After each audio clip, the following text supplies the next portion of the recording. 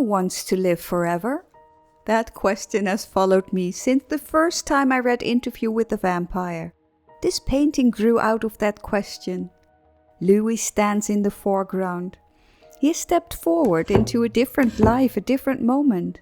Behind him, Armand avoids eye contact, and Lestat looks ahead, already moving on. The light touches them differently, as if they no longer share the same time or place. It's painted in Payne's grey watercolor. Dark, restrained, bold strokes. I make no attempt to make anything prettier than it is. Color fades with age, and so do memories. Only the eyes remain bright, especially Louis'. Beneath them, 3 words are left untouched by paint. Prodito et amor, betrayal and love. Would you want to live forever, even if it meant drinking other people's blood? Or worse?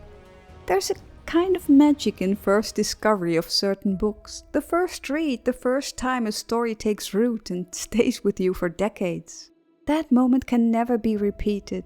I am jealous of my younger self who opened pages of books for the first time. I read Interview with the Vampire during a time when books felt endless. The perspective of a vampire, a monster. Louis was the first character who made me think about immortality as a burden. I believed him, felt his tragedy and sadness. Then I read The Vampire Lestat, and suddenly Louis felt unreliable. Not dishonest exactly, but human in the way memory bends, altered by emotion, by guilt, by time. I used to think that growing older meant becoming more certain, more knowledgeable, wiser, better at things. Instead, I've learned how much we reshape our own stories and memories. And time keeps moving. 10, 20, 50 years. Change rarely asks if we're ready. How can a vampire keep up? People falling out of lives, family, friends, entire chapters, and loneliness finds its way in, quietly. Sometimes I imagine what true immortality would demand.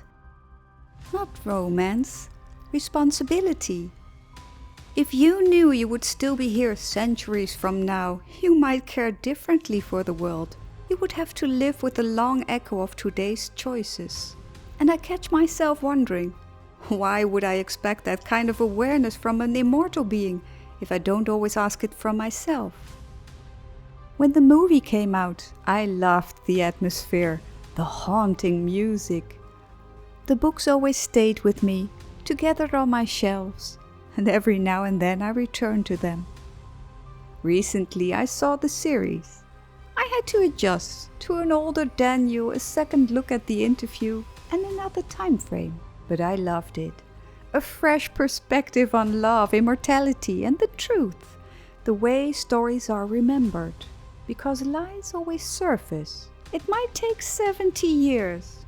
Immortality promises time. Time to master instruments, to perfect skills, to travel endlessly. But it also stretches regret and loneliness. So I painted. Louis looks at us. Maybe a little bit more at peace. Armand looks away, out of fear or regret, or just rage, and Lestat moves forward. Not unkindly, but inevitably. Love, regret, betrayal, a bond that never fully breaks. Those tensions make powerful stories, but not much happiness.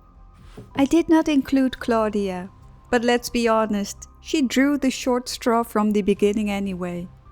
I'm going back to the books now, trying to read them as if I've never turned the pages before.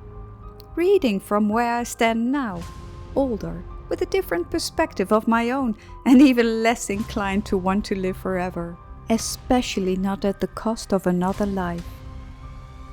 When something isn't meant to last forever, it may shine more brightly in the moment itself.